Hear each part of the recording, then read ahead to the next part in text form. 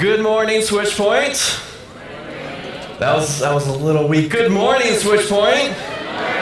Much better. My name is Will McInerney. I wear many metaphorical hats. I don't wear any literal hats. I have a rather large head. Hats tend to accent that. That was a joke. Like 4 of you laughed. When I point out my bad jokes, then people laugh. It's a weird, like, existential thing. That was a joke too. See, Tahir gets me. I wear many metaphorical hats. I am a storyteller. I travel around the world and I work on telling complex stories in the midst of conflict zones. We work on breaking down the simplified and the sensationalized stories of death and destruction we hear. We also seek to shine light on the complexity, the hope, the resilience, the grit, the agency of the individuals in those situations. I'm also a journalist. I work for NPR affiliates around the world in conflict zones, primarily trying to tell humanizing stories and dehumanize situations. And last but not least, I am a poet. And now many of you have a very specific idea of what poetry is, what poetry sounds like, and where poetry belongs. I am here today to disrupt all of that. All right, I'm going to make your life a little complicated. I'm going to hopefully change the way we perceive and understand and use poetry. I'm here today to talk about the strategic use of poetry to create impact in the world. Poetry can make you feel warm and fuzzy inside, yes. Poetry can be aesthetically beautiful, yes. That is not what I'm here to talk about. I'm here to talk about why does poetry help us understand the world, and how can you use poetry in your organization, in your life, to be more impactful. My organization is called Stories with a Heartbeat. That is what I'm here today to talk to you about. Clicker doesn't work. I don't need the clicker. There we go, the clicker is working. I'm here today to talk about narratives. Dr. Sarah Cobb is one of the foremost experts in the world on conflict narratives. She tells us that narratives matter. They are the architecture of consciousness. They both reflect and shape identity as well as govern interaction. They are the architecture of consciousness. There's something about storytelling that is as old as human civilization itself, that intrinsically speaks to us. The great playwright Brecht tells us that art is not just a mirror held up to reality, but a hammer with which to shape it. It is the combination of these ideas, the intrinsic, powerful nature of storytelling, and the ability to use it to help us navigate the world. Give it up for Jeff, y'all. Give it up for Jeff. Props to everyone who makes this possible. Storytelling can help us shape the world, because you see, poets are magicians. Wands masquerading as pens, we take words and create meaning.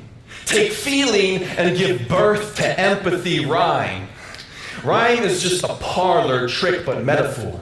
Metaphor is a levitation of ideas, a mind-bending reality organized into stanza and verse. A poet could take a story and turn it into a vision, hold a vision in their palm, read the lines and offer it as a blessing. Poets, y'all. Poets are magicians. I'm here today to talk to you about magic. Not the kind of magic that pulls rabbits out of hats or hats out of rabbits. I'm here to talk to you about the kind of magic that makes the Milky Way spin and your heart beat at the same time. I'm here today to talk about the magic that connects us as people. And I'm here today to talk about how we can harness that intrinsic power to do good in the world.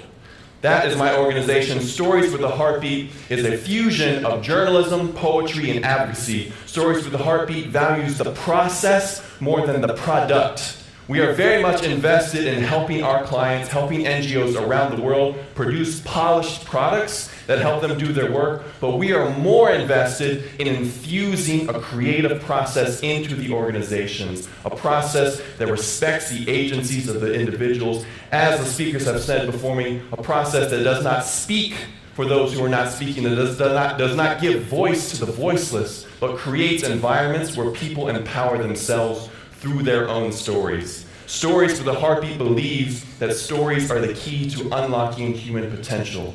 Stories can change the way we think.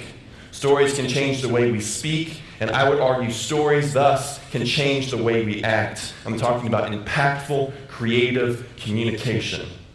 Now, as a poet, sometimes I speak very abstractly, and I use a lot of words that have a lot of different meanings. It comes with the territory. I want to get very tangible with you all and talk about how we're doing this on the ground. Stories with a Heartbeat is a process that is rooted in action, that is a call to action that involves listening, partnering, witnessing, and sharing.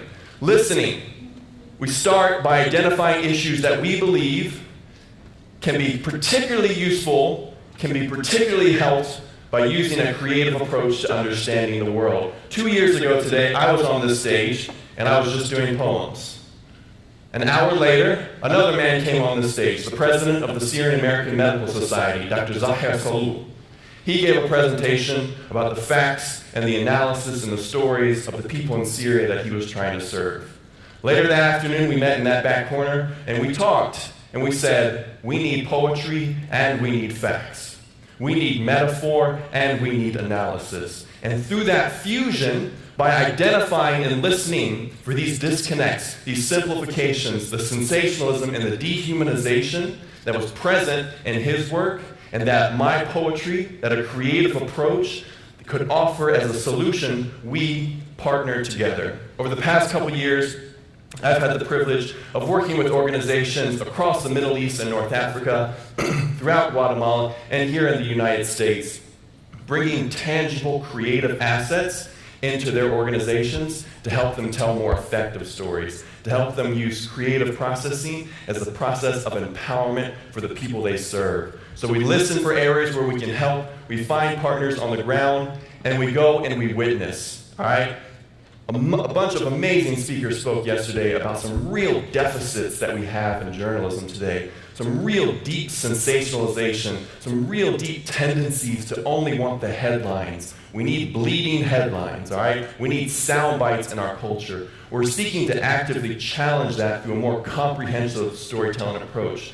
And that requires witnessing. That requires going on the ground and meeting the kids in the only cancer facility in the Palestinian West Bank. That involves meeting the surgeons who are saving the lives on the ground in North Africa. That involves meeting the teachers who are saving culture in the Syrian refugee camps. That involves having a really long conversation with the last man in line at Al-Zatari Refugee Camp Medical Center. It is a really long line, y'all. I am very intimately connected to this man. It involves working here in America and working with organizations that are actively challenging structural racism within our police force. It involves getting to know the people on the other side of that conversation. This picture was taken 10 miles down the road, understanding the manifestations of structural racism in our own population. It involves working with people from Guatemala to Indonesia, recovering from conflict, and figuring out ways how we can use a creative approach, not only to magnify these powerful stories, but to actually help people heal. It involves going to the other side of the world, all right? This is not an amazing picture. This is a picture of a handwritten sign 6,000 miles from here. It's a picture of a handwritten sign with a picture of 3 people who were killed just down the road. 3 people who were killed for their faith, for their identity in this community. This is a sign at a Syrian American Society Refugee Center. The stories write themselves, y'all. I stumbled upon a picture of my friend on the other side of the world with an organization that I met in that back corner. These are the connections that we are talking about. These are the stories that we are highlighting. And this is what we are working to share. Now, we work with our clients to figure out what is the most effective way to share this creative communication. And what we found is that oftentimes the human story, the oral performance, is an incredibly powerful, tangible way to pass these ideas forward. And so we work to interrupt apathy, to build bridges of understanding, and to support our partners directly, to help their development efforts through creative storytelling, to help their programmatic efforts by serving their clients more effectively, by authentically bringing their voices into the process through a creative production. And in addition to that sharing, as I mentioned, I'm also a journalist, and we're working to magnify these voices of change across the globe. And I'm really happy to announce that starting this week and officially launching today, we have a new podcast that's being produced here in North Carolina on public radio and distributed nationally on NPR, available on iTunes, that's going to magnify the work that we're doing around the world, that's going to bring you the stories from Indonesia to Guatemala, from Baltimore to Detroit, from Chapel Hill, North Carolina to the Syrian border, magnifying the voices of agents of change, showing you the people that we're working with, and again, doing it all through a creative lens, using poetry and conversation to tell these stories.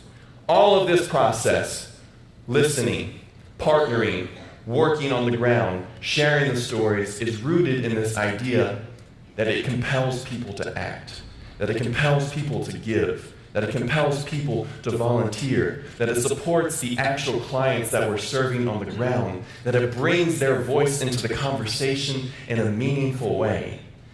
I'm still talking about poetry, y'all. I'm talking about poetry. I'm talking about that class in school that was really boring. That was old dead white guys talking about flowers for the most part. But we're talking about something that is deeper than that. We're talking about an ancient human tradition that goes back to every culture, to every region, to every religion on this planet. And that is powerful. And so I keep coming back to this question of, I do this work, I see the effects, I see the money we can help raise, I see the impact on the people we're serving in refugee camps and here in North Carolina. And I keep asking myself, why? Poetry can be frustrating like that. It keeps asking you why, and the answers aren't always as tangible as what we want. I want to go back to conflict studies. I started with Dr. Cobb, and in conflict studies, there's a model known as the pyramid of hate. It's a visual representation of structural forms of hate in the world. At the top, you have the most intense, the most severe, but the least common, genocide and war. As we work our way down this representation, we see more common but less severe forms of hate.